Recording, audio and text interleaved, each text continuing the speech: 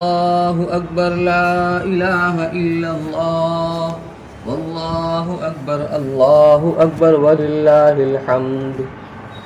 अन इब्न अब्बास रज़ियल्लाहु तआला अन्हुमा फ़ी हदीसिन तवील फ़ीही यक़ूलुल्लाहु अज़्ज़ा व जल्ल लिल मलाइका मा जज़ाउल अजीरि इज़ा अमिला अमलह क़ाल फ़तक़ूलुल मलाइकतु इलाहना व सय्यदना जज़ाउहु अन तुवफ़्फ़ियहु अजरहु क़ाल फ़यक़ूलु फ़इन्नी उशहिदुकुम या मलाइकती इन्नी क़द जअल्तु सवाबहुम मिन सियामिहिम शहर रमज़ान व क़ियामिहिम रज़ाई व मग़फ़िरती औ कमा क़ाल रसूलुल्लाह सल्लल्लाहु अलैहि वसल्लम। मेरे मोहतरम भाइयों और बुज़ुर्गों, अल्लाह जल्ल शानुहु व अम्मा नवालुहु का बेपाया एहसान शुक्र और उसका शुक्र है कि उसकी करीम ज़ात ने माह मुबारक के रोज़ों और तरावीह के नतीजे में हमें आपको आज का ये रोज़ सईद मरहमत फरमाया है। अल्लाह ने हमारी उम्रों में इतनी बरकत दी और हमें सेहत और आफियत के साथ माह मुबारक तक पहुँचाया और फिर इसमें रोज़ा रखने की, तरावीह पढ़ने की, तिलावत कुरान की, ज़िक्र व अस्कार, दुआ और एतकाफ़ करने की अल्लाह ने हमें तौफ़ीक़ अता फ़रमाई। वरना हमारे बहुत सारे भाई वो भी हैं जो रमज़ान के आने से पहले पहले अल्लाह को प्यारे हो गए। बहुत से हमारे भाई वो हैं जिन्होंने रमज़ान का महीना तो पाया लेकिन वो रमज़ान के दरमियान ही गुज़र गए। अल्लाह ने हमें ये तौफ़ीक़ अता फ़रमाई कि हमने रोज़े और तरावीह से फ़ारिग़ होने के बाद और जो कुछ अल्लाह ने हमें तौफ़ीक़ अता फ़रमाया टूटे फूटे अमलों के करने के बाद हम उसी मालिक के हुक्म पर आज हम ईदगाह के अंदर दोगाना ईद अदा करने के लिए जमा हुए हैं। लेकिन गुज़श्ता साल की तरह इस साल भी रोज़ा और ईद आलमी वबा और महामारी के दरमियान में वाक़ई हुई है। ये अल्लाह ताला का फज़्ल व करम है, उसका एहसान है कि जहाँ दुनिया इस महामारी से जूझ रही है उससे बचने के लिए और उससे महफूज रहने के लिए अपनी सारी ताकत, सारे वसाइल खर्च कर रही है और जद्दोजहद कर रही है। लेकिन अल्लाह ने हमें और आपको एक अहम इबादत को अदा करने की तौफ़ीक़ नसीब फरमाई। मैंने खुतबे के अंदर जो एक तवील हदीस का एक जुज़, एक टुकड़ा पढ़ा है, उसमें अल्लाह रब्बुल इज़्ज़त जब ये मुसलमान बंदा दोगाना ईद अदा करने के लिए ईदगाह की तरफ चल कर आता है तो अल्लाह ताला अपने फ़रिश्तों से पूछते हैं कि ऐ मेरे फ़रिश्तों, उस मज़दूर का क्या बदला है जिसने अपना काम मुकम्मल कर दिया हो। मा जज़ाउल अजीरी अमिला अमलहु, उस मज़दूर का क्या बदला है जिसने अपना काम मुकम्मल कर लिया हो। फरिश्ते अर्ज़ करते हैं कि बारे इलाहा, उस मज़दूर का बदला ये है कि उसकी मज़दूरी पूरी पूरी दे दी जाए। चुनांचे अल्लाह रब्बुल इज़्ज़त इरशाद फरमाते हैं कि तुम गवाह रहना ऐ मेरे फरिश्तों, मैंने उनके रमज़ान के रोज़ों के बदले में और उनके रातों की तरावीह के बदले में अपनी रज़ा और मग़फ़िरत उन्हें अता फ़रमा दी। मेरे भाइयों, हर कौम के अंदर त्यौहार होती है और त्यौहार के उन्वान से कोई दिन खुशी और जश्न का होता है और वो कौम उस त्यौहार को अपने अपने तरीक़े से मनाती है। लेकिन दुनिया की तमाम कौमें अपने जश्न के दिन को और ईद और त्यौहार के दिन को मनाने में पूरी तरह आज़ाद होती हैं हर कैद और पाबंदी से आज़ाद होकर अपनी ख्वाहिशात की तकमील के लिए धूम धड़ाका, ऐशो इशरत, शराब व कबाब और हर तरह के फिस्क व फजूर को रवा समझती हैं। और हालात कभी कभी ऐसे बन जाते हैं कि लॉ एंड ऑर्डर का मसला बन जाता है। लेकिन इस्लाम ने जो हमें त्यौहार को उन्वान से ईद का दिन दिया है, उसने हमें आज़ाद नहीं छोड़ा, बल्कि उसने हमें कुछ अहकाम का पाबंद बनाया है। सबसे पहले हमें हुक्म दिया कि ईदगाह में आने से पहले और ईद की नमाज पढ़ने से पहले हमारे वो भाई जो नादार हैं, जो मोहताज हैं, जो अपने ईद का खुशी का सामान नहीं कर सके, कहा उनकी अश्कशोई की जाए, फितरा के उन्वान से उनकी मदद की जाए, उनका ताउन किया जाए, कम से कम इतना कि उनके लिए एक दिन के लिए खाने और दूसरे चीज़ों का इंतज़ाम हो जाए। ये शरीयत के मिजाज है। जब बंदा नए जोड़े पहनता है, नए जूते और चप्पल पहनता है, जेब में पैसा होता है, तो उसके अंदर फितरी तौर से बड़ाई आ ही जाती है। हमने अल्लाह के हुक्म पर हम साफ़ सुथरे और नए कपड़े पहन कर आए हैं, हमारे दिल के अंदर बड़ाई पैदा न हो जाए, इसलिए हमें हुक्म दिया कि जब तुम घर से चलो तो अल्लाह की बड़ाई का बोल बोलते हुए चलो, अल्लाहु अकबर, ला इलाहा इल्लल्लाह, वल्लाहु अकबर वलिल्लाहिल हम्द। आज यह ईद का दिन है, खुशी का दिन है। 30 रोज़ों और तरावी के नतीजे में अल्लाह ने हमें ये दिन अता फरमाया और उसका तरीक़ा भी बताया, हमें आज़ाद नहीं छोड़ा कि इस खुशी को किस तरह मनाना है। हम रोज़ाना 5 वक्त की नमाज़ें पढ़ते थे, लेकिन आज 1 वक्त की नमाज का इजाफ़ा कर दिया गया, वो भी इस तरह कि हर रकात के अंदर 3 ज़ायद तकबीर कहलवाई गई, जो कि वाजिब है कि तुम्हारी निगाह तुम्हारे कपड़ों पर ना हो, तुम्हारे जूतों पर ना हो, बल्कि तुम्हारी निगाह उस करीम ज़ात के ऊपर हो जो पूरे आलम का, पूरे कायनात का पैदा करने वाला है। वही सबसे बड़ा है, उससे बड़ी कोई चीज़ नहीं है। मेरे भाइयों बुजुर्गों, हम अल्लाह के हुक्म पर आज हम खुशी मना रहे हैं, क्योंकि ये खुशी का दिन है, ईद का दिन है, ये बंदगी का तकाजा है। लेकिन हमें आज के दिन अपने उन भाइयों को नहीं भूलना चाहिए जिनके अजीज़ व करीब उनसे जुदा हो गए। किसी के भाई, किसी की बहन, किसी के वालिद, किसी का बेटा, किसी का शौहर, किसी की बीवी, हर एक किसी न किसी सदमे के अंदर है। लिहाजा हमें उनकी अश्कशूई करना है, हमें अपने खुशियों में उनको भी शरीक करना है।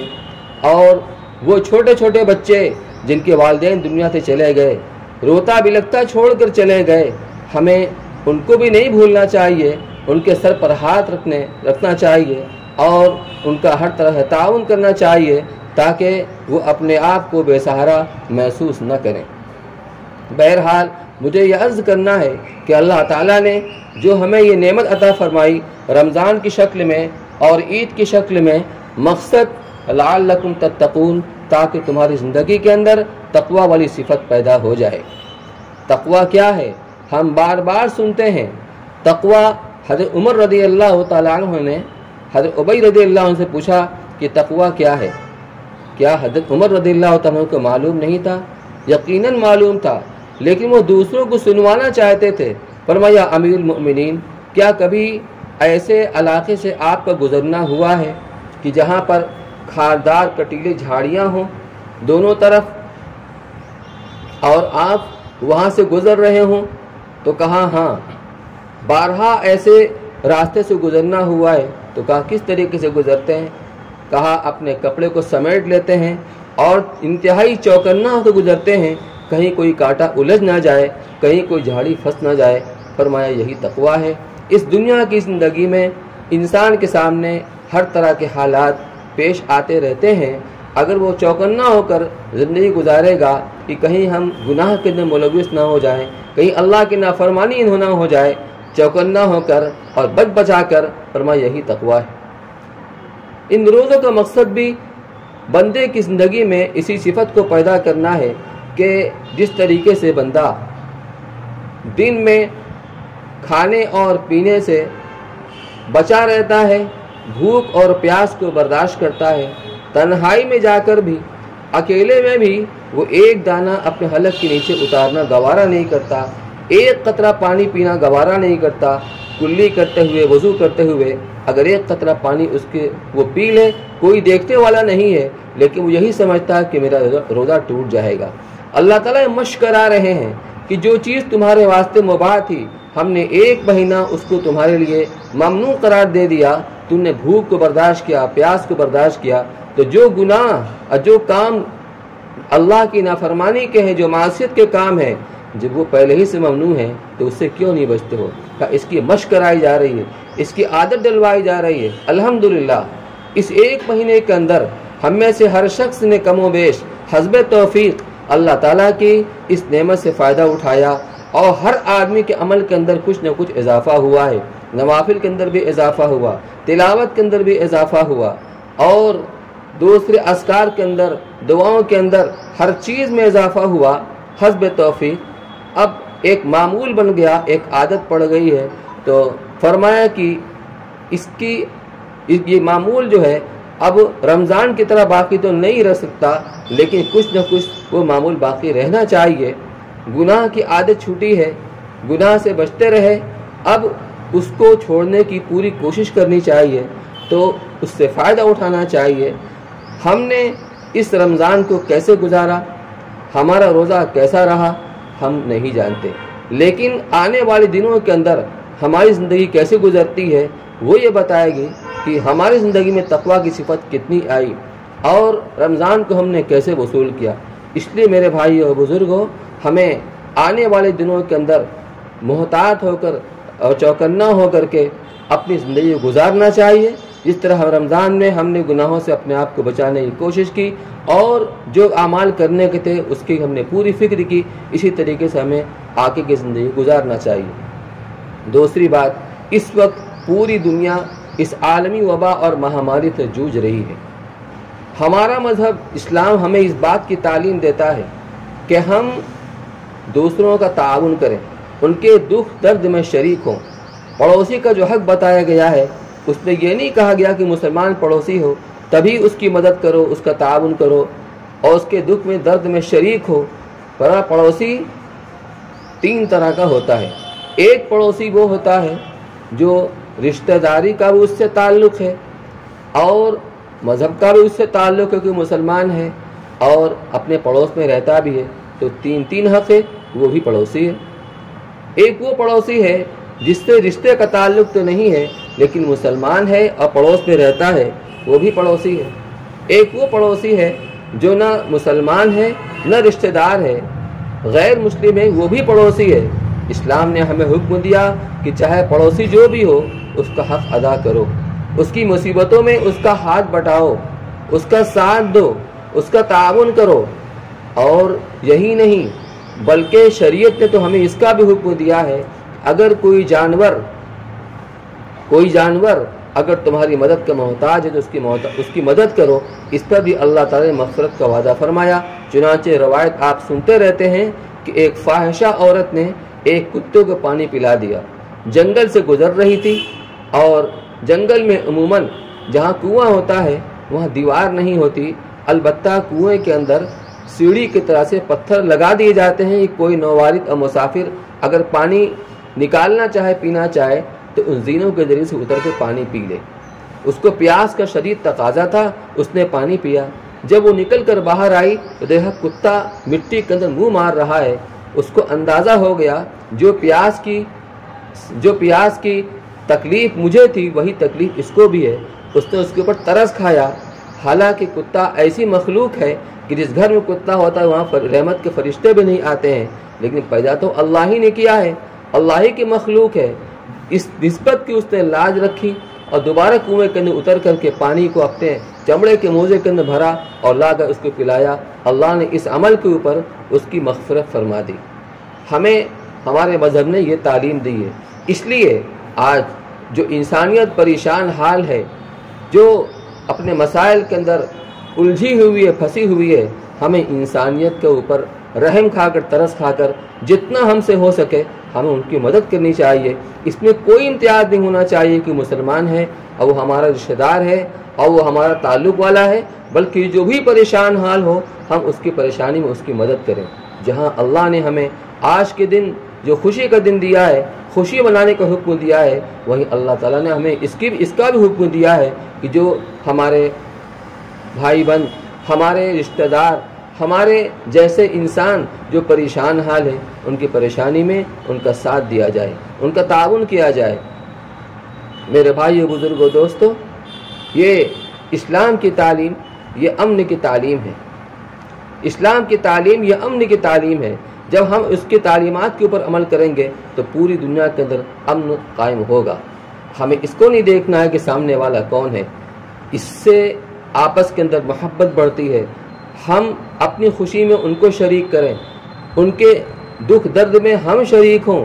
ये है गंगा जमनी हिंदुस्तान की तहजीब और ये है भारत की खूबी।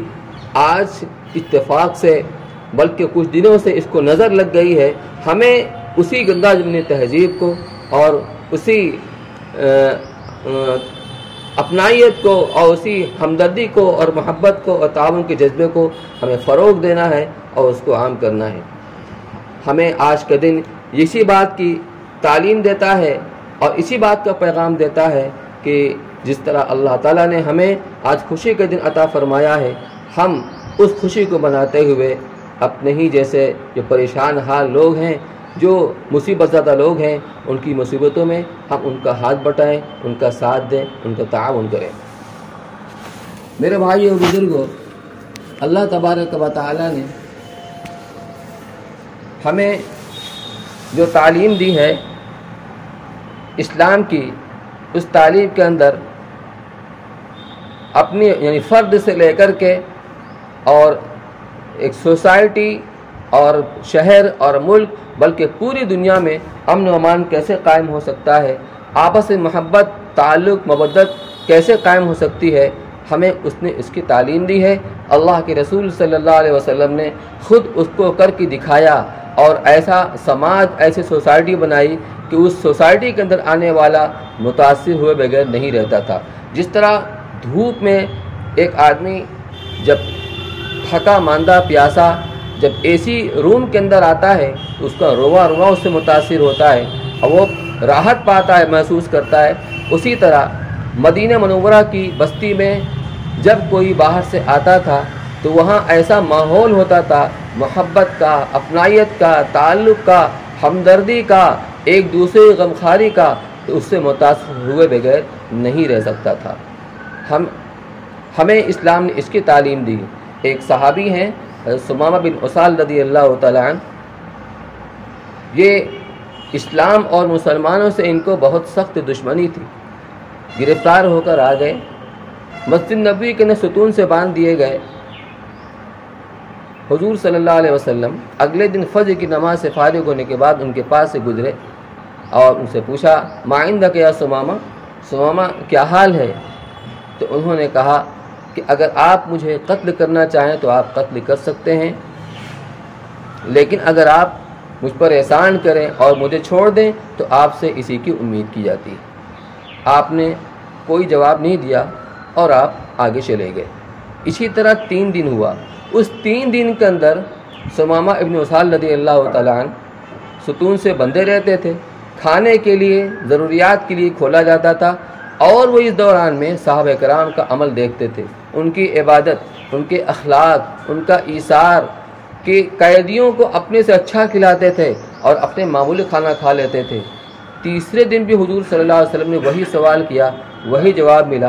तो आपने कहा कि इनको छोड़ दिया जाए, इनको खोल दिया जाए। साहबा ने उन्हें खोल दिया। वो मस्जिद से निकले, धीरे धीरे निकल कर कुछ दूर तक गए, तालाब के अंदर गुस्ल किया और गुस्ल करके लौट कर आए। का अशहदु अल्ला इलाहा इल्लल्लाह व अशहदु अन्ना मुहम्मदुर रसूलुल्लाह। आप ही फरमाया कि या रसूल अल्लाह, आज से पहले जितनी दूरी, जितनी नफ़रत मुझे आपकी ज़ात से थी उतनी किसी से नहीं थी, लेकिन आज मेरा ये हाल है जितनी मोहब्बत आपसे किसी और से नहीं है। और आज से पहले जितनी नफ़रत मुझे आपके शहर से थी, लेकिन आज ये हाल है जितनी मोहब्बत आपके शहर से किसी और शहर से नहीं है, और जितनी दूरी और जितना बुग़्ज़ आपके दीन से था किसी और दीन से नहीं था, लेकिन आज ये हाल है कि जितना ताल्लुक़ और मोहब्बत आपके दीन से किसी और चीज़ से नहीं है। ये क्या था? वो माहौल का असर था, वो माहौल का असर था। मेरे भाइयों, ज़रूरत उस माहौल को बनाने की है। बस अल्लाह ताला ने हमें मौका अता फरमाया है। इस वक्त इंसानियत परेशान हाल है, बेचैन है, बेकरार है, वो सुकून की तलाश में है। अगर हम उनके पास पहुँचें, उनकी अश्कुसूई करें, ख़ुद बढ़ करके उनका हम हाथ बढ़ाएं, उनका काम करें, तो इसका बहुत अच्छा असर पड़ेगा। यही इस्लाम की तालीम है। अल्लाह ताला हमें इस्लाम की सारी तालीमात के मुताबिक अमल करने की तौफीक नसीब फरमाए। हमारे रोज़ों और तरावीह को, हमारी तिलावत और ज़िक्र और नाफिल को कबूल फरमा कर हम सब की ज़िंदगी के अंदर साले इनकलाब पैदा फरमाए। वाखिर दावाना अल्हम्दुलिल्लाहि रब्बिल आलमीन।